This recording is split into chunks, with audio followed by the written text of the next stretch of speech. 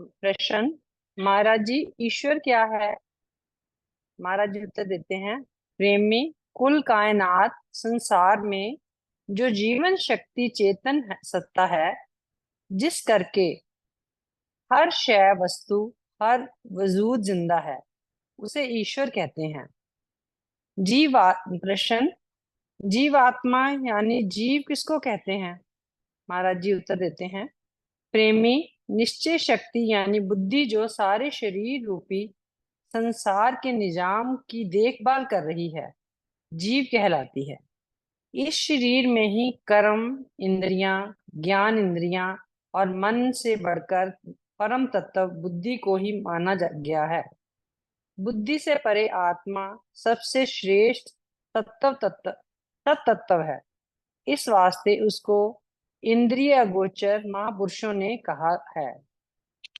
फिर प्रेमी महाराज जी से प्रश्न करते हैं कि महाराज जी, कैसे यकीन किया जाए कि आत्म शक्ति सब जगह मौजूद है? शरीर में वह शक्ति काम करती हुई आंखों से नजर नहीं आती। कृपा करके इसे ऐसे तरीके से समझाएं कि ये समझ में आ जाए। महाराज जी कहते हैं, प्रेमी, रोजाना तुम्हारे अनुभव में ये बात आ रही है कि ये दूध जिसे तुम देखते हो, क्या उसमें घी दिखाई देता है? मेहंदी के पत्ते शायद तुमने सूखे या हरे देखे होंगे, क्या उसमें लाली नजर आती है? चकमक एक किस्म का पत्थर होता है, जिसमें या उसमें या माचिस या दिया सलाई में क्या आग दिखाई देती है? गन्ना तुमने देखा होगा, क्या उसमें मिठास यानी गुड़ दिखाई देता है? चीनी भी इसमें से निकलती है।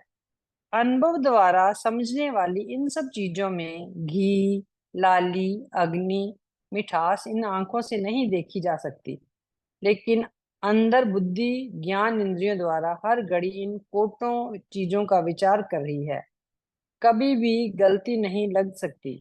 इसी तरह ज्ञानी संसार में हर समय ईश्वर को ज्ञान नेत्रों द्वारा अनुभव कर रहा है। अज्ञानी को यहाँ पत्थर दिखाई दे रहा है, भगत को उसमें भगवान आता है, भगत को उसमें भगवान नजर आता है। पंडित ने धन्ना भगत से मखौल किया, तोलने वाला पत्थर दे दिया कि इसकी पूजा किया कर। धन्य ने उसमें भगवान को पा लिया। मतलब ये कि दृढ़ विश्वास हो जाए तो हर चीज में वह उस परम शक्ति का विचार करते हुए चलेगा, ऐसा समझकर कि वह जीवन शक्ति उसी तरह हर शरीर के अंदर रोम रोम को शक्ति दे रही है। वह उसे अनुभव करेगा। जिन्होंने इस शरीर के अंदर उस परम सत्ता को अनुभव किया, उनको ही भक्त, ऋषि, मुनि, गुरु कहा गया है। जिस तरह साधन द्वारा घी, अग्नि, लाली, मिठास प्राप्त होती है, उसी तरह शरीर के अंदर भी वैसे ही साधन द्वारा उस परम ज्योति का साक्षात्कार होता है। तुम जिस समय सही कोशिश करोगे, अपने अंतर्गत आत्म सत्ता को अनुभव कर सकोगे। महाराज जी हम सबको यही सिखाते हैं कि हमारा जो दृढ़ विश्वास है, वही हमें भगवान को प्राप्त करने के लिए सबसे ज्यादा सहायक होता है, और वही हमें हमेशा सबको बनाए रखना चाहिए। प्रेमी फिर अगला प्रश्न करते हैं कि देह के नष्ट होने पर जीव की क्या हालत होती है?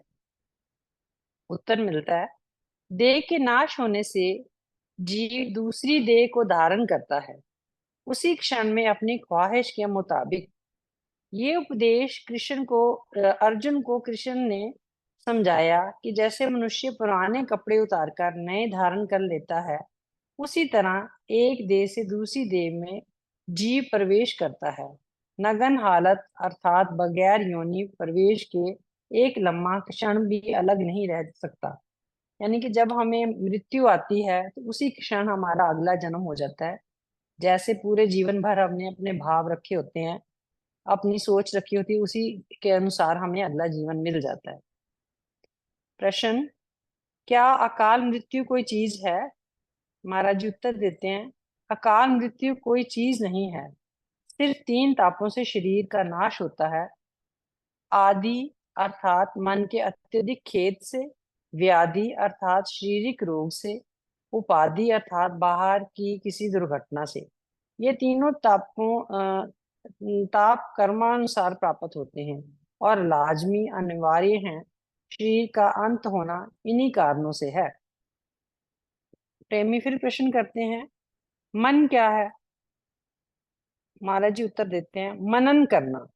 ज्ञान और कर्म इंद्रियों के भोगों की चेष्टा को मनन करने वाली शक्ति को मन कहते हैं। महाराज जी, मेरे मन की स्थिति कभी कभी इस प्रकार हो जाती है कि किसी काम में तथा किसी भी अवस्था में तबीयत नहीं लगती। मन उचाट हो जाता है और बड़ी बेचैनी प्रतीत होती है। क्या आप कृपा करके इसका कारण बतलाएंगे? और साथ ही इसका उपाय भी जानना चाहता हूँ। ये स्थिति हम सबके लिए होती है। जो हम महाराज जी को ये प्रश्न उत्तर हैं, ये उन प्रेमियों के नहीं है। आज भी हम सब प्रेमियों के प्रश्न अपने महाराज जी से हैं। और अगर हम ध्यान से सुने तो महाराज जी आज भी हमें इतने प्यार से समझाते हैं। वो कह रहे हैं कि प्रेमी जी, अपने जीवन का सही लक्ष्य उसके पहुंचने का प्रोग्राम ना बनने के कारण ऐसी हालत का सामना करना पड़ता है। सो निश्चय करके जानो। अगला प्रश्न, महाराज जी, यदि ऐसा ही है तो वह अवस्था हर समय रहनी चाहिए, परंतु ये देखा गया है कि ऐसी अवस्था कभी कभी आती है। कृपा करके इसे समझाएं। उत्तर, हाँ, ये मन बड़ा चालाक है। अगर इस दुनिया में कोई सबसे चालाक है तो हम सबका वो मन ही है, जो हमें इधर उधर भटकाता रहता है। तो महाराज जी कितने प्रेम से समझा रहे हैं कि हाँ, ये मन बड़ा चालाक है। कोई ना कोई उम्मीद खड़ी कर ही देता है और उसी आशा में अपने आप को लगाए रखता है। उसी आशा को पूर्ण करने की खातिर बड़े जोश के साथ उधेड़ बुन में लगा रहता है। इसी कारण पता नहीं चलता। वास्तव में इस शरीर में तीन गुण मौजूद हैं। जब सतोगुण प्रधान होता है तो बुद्धि शांत होकर कुछ सुख अनुभव करती है। जब रजोगुण प्रधान होता है तो बुद्धि चंचलता को धारण करके संसारिक क्रियाओं में प्रवृत्त होती है और एक लम्हा भर शांति से नहीं बैठ सकती।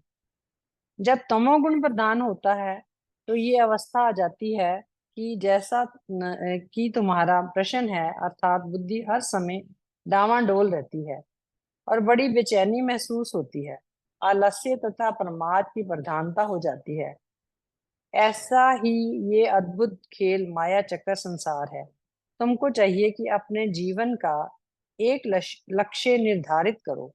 उसको प्राप्त करने के लिए अपनी जिंदगी का प्रोग्राम बनाओ और फिर कमर कसकर उस पर चल पड़ो। तो फिर इस सब अवस्थाओं से छुटकारा पा जाओगे। हम सबके जीवन में ये जो मेन लक्ष्य प्राप्त करना, वो क्या है कि हमने ईश्वर को प्राप्त करना है। ईश्वर को प्राप्त करने के लिए महाराज जी हमें हर तरीके से समझाने की पूरी कोशिश कर रहे हैं। और हमें ही है, हम ही हैं जो उसमें समझ नहीं पा रहे हैं। अगर ध्यान दें तो एक एक हमारे प्रश्न का हल हमें मिल जाता है और हम उसको प्राप्त करने की पूरी कोशिश कर सकते हैं। मनुष्य जीवन का ध्येय क्या है? उत्तर, मनुष्य जीवन का ध्येय निर्भय शांति है। अर्थात ऐसी खुशी जिसमें तब्दीली का डर ना हो। अब ऐसी खुशी कौन सी हो सकती है? सिर्फ और सिर्फ जब हमें ईश्वर मिले, जब हम उनको, अपने ईश्वर को मिल पाए। ये तभी हासिल हो सकती है जब जिस्म की खोज करके उसके अंदर जो जीवन शक्ति है उसे मालूम किया जाए। ये जीव अज्ञान की वजह से वास्तविक शांति की तलाश अपने अंदर करने की बजाय संसारी पदार्थों में कर रहा है। क्योंकि संसार की सब चीजें नश्वर एवं क्षणिक हैं, इसलिए उनसे मिलने वाले सुख भी नश्वर एवं क्षणिक होने की वजह से दुख और अशांति का कारण बन जाते हैं।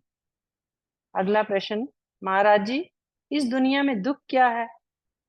उत्तर, लाल जी, जिस वस्तु की ये मन इच्छा करता है एवं उसमें सुख प्राप्त करने की कल्पना बना लेता है, वह पूर्ण नहीं होती तो दुख का जन्म हो जाता है। अर्थात मन की चाह की अपूर्ण हालत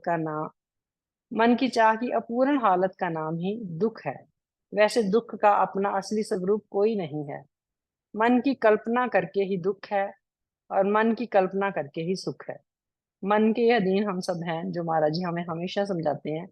इसी को सबसे ज्यादा हमें ध्यान से समझना चाहिए कि हम सबको अपने मन को ही सबसे ज्यादा कंट्रोल करके और विश्वास को दृढ़ करके अपने ईश्वर को प्राप्त करने की पूरी कोशिश करनी चाहिए। अगला प्रश्न, महाराज जी दुख का कारण क्या है? उत्तर, शरीर और शरीर से संबंधित पदार्थों में ममता ही दुख का मूल कारण है। फिर प्रेमी प्रश्न करते हैं, असली सुख कैसे प्राप्त हो सकता है महाराज जी? महाराज जी उत्तर देते हैं, चाहे कोई गृहस्थी है या विरक्ति है, असली सुख आत्म परायण होने से ही प्राप्त होता है, जो खुशी गमी से ऊंचा है। मालिक के कुल का कानून सबके वास्ते बराबर है। सबके वास्ते बराबर क्या? जैसे सूर्य, चंद्रमा, ये पवन, सब हमारे लिए अपना अपना धर्म निभा के सबको बराबर ही चीज दे रहे हैं, लेकिन हम ये समझ नहीं पाते हैं। जो सत्य मार्ग की तरफ जाएगा वह शांति को प्राप्त होगा, और जो अभिमान वश होकर उपद्रव करेगा वह परम दुखी होवेगा। ये सार सिद्धांत है। अगला प्रश्न, महाराज जी व्यक्ति जब कुछ सुख या आराम थोड़ी देर के वास्ते महसूस करता है तो वह कहता पाया गया है कि मुझे बड़ी शांति प्राप्त हुई। क्या यही वह शांति है या इसका भी कुछ और स्वरूप है?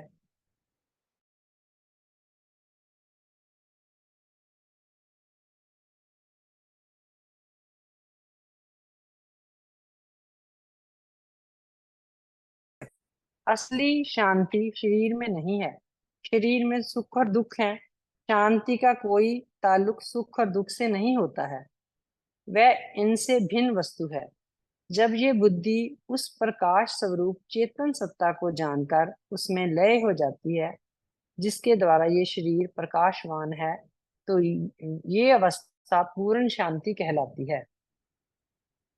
अगला प्रश्न, महाराज जी ईश्वर को मानने से क्या आराम मिलता है और ना मानने से क्या तकलीफ मिलती है?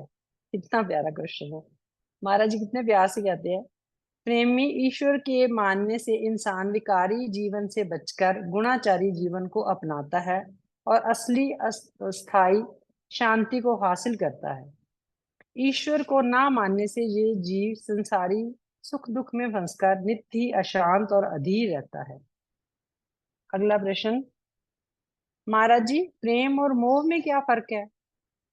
प्रेमी उत्तर देते हैं, सॉरी महाराज जी उत्तर देते हैं, प्रेमी, प्रेम उस हालत को कहते हैं जब परमेश्वर की याद में तन्मय होकर अपने आप को बुद्धि भूल जाती है और मस्ती का आलम उस प्रेमी के चारों तरफ छा जाता है। ये तड़प तो वही महसूस कर सकता है जिसने खुद परमात्मा के प्रेम को पाया हो। वहां तड़फ नहीं होती। ये अवस्था वियोग और संयोग से रहित है, गर्ज और फर्ज से ऊंची है, हर्ष और शोक से न्यारी है। इसके विपरीत जीव को शरीर और शरीर से संबंधित संसार से गहरी पकड़ का नाम ही मोह है। मोह हमेशा स्वार्थवश होता है। संयोग में भी वियोग का भय लगा रहता है। अगर फर्ज करके दिखाई दे भी दे तो सूक्ष्म रूप में उसमें गर्ज छिपी हुई होती है। अगला प्रश्न, महाराज जी परमात्मा से प्रेम कैसे होवे? यही हम सबका हमेशा प्रश्न होना चाहिए। महाराज जी उत्तर देते हैं, प्रेमी उस प्रभु में पूर्ण निश्चय और दृढ़ विश्वास से ही प्रभु प्रेम पैदा हो जाता है। इसके अलावा आत्म संबंधी विचारों के स्वाध्याय और मनन से, संतों के संग से, सतग्रही पुरुषों के जीवन चरित्र का गहन अध्ययन करने से, उनकी कहनी रहनी और सहनी को रोजाना हर समय विचार करने से प्रभु प्रेम का बीज हृदय रूपी जमीन पर उग जाता है। अगला प्रश्न, बुद्धि क्या है? निश्चय करना, मन के दोषों को अच्छा या बुरा समझने वाली शक्ति को बुद्धि कहते हैं। प्रश्न, महाराज जी बुद्धि वासना रहित कैसे होती है? उत्तर महाराज जी दे रहे हैं, शरीर वासना का समुंदर है, आत्मा वासना व कर्म से न्यारी है। बुद्धि शरीर को समझ रही है और इसकी वासना को भी समझ रही है। जब तक आत्मा को नहीं समझती, वासना रहित नहीं होती, जो साधन पुरुषों ने आत्म अनुभवता करने के बतलाए हैं, उन्हें धारण करो, बुद्धि वासना रहित हो जाएगी। अगला प्रश्न है, मनुष्य को विद्या ज्ञान की चाह क्यों बनी रहती है? भौतिक जगत की जितनी खोज बुद्धि करती है, उतनी ही क्लेश को प्राप्त होती है। महाराज जी, ऐसा क्यों? कृपा करके स्पष्ट करें। महाराज जी उत्तर देते हैं, बुद्धि का स्वभाव खोज करना है। जब तक पूर्ण बोध आत्म स्वरूप का प्राप्त नहीं होता, तब तक इसकी निरंतर खोज की इच्छा बनी रहती है।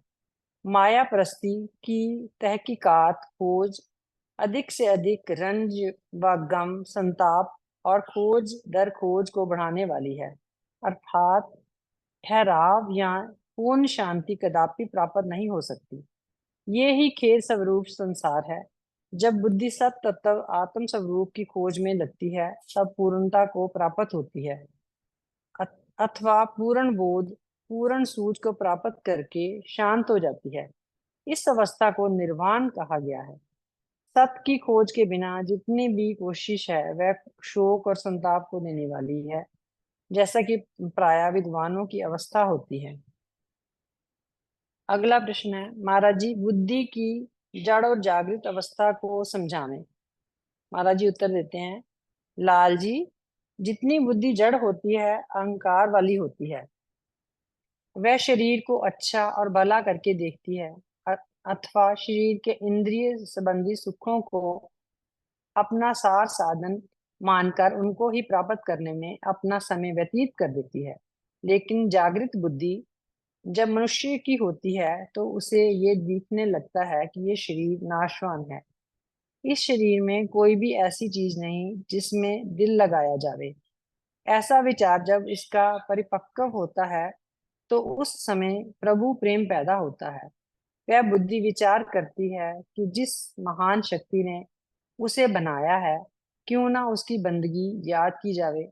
फिर प्रभु के याद करने से जितना प्रेम इस शरीर से है, उससे अधिक प्रेम से परमात्मा की तरफ लग जाता है। महापुरुषों की ये ही निशानी है कि वे अपनी चेष्टा शरीर में ना रखकर शरीर की प्रकाशक शक्ति में रखते हैं। अमृत छोड़कर बिख को खावे, ये देखा संसार। बिख को छोड़ जो अमृत खावे, सो बिरला बलहार। जो ये संसार में है, ये बिख ही है, और जो इसको छोड़कर अमृत लेता है, अमृत यानी परम पिता परमात्मा का प्रेम, परम पिता परमात्मा को जो प्राप्त करने का भाव रखता है या उनको प्राप्त करने की कोशिश करता है, वही सबसे विरला है इस संसार में। हम सबको भी यही कोशिश करनी चाहिए कि इतने में प्यार से महाराज जी अपने हर चीज में, हर भाव में, हर जगह यही हमें समझाते हैं कि हमें बाकी सब विकारों को छोड़कर अपने जीवन में जो उनके 5 असूल हैं, उनको अपनाकर अपने जीवन को परमार्थ के रास्ते पे लगाना चाहिए और अपने ईश्वर को प्राप्त करने की पूरी कोशिश करनी चाहिए, एक दृढ़ विश्वास के साथ। अपने सभी यही यही कोशिश करें। मेरी सबसे यही हाथ जोड़ के प्रार्थना है कि महाराज जी के रास्ते पे चलें। ओम रम सत्यम सर्वदा।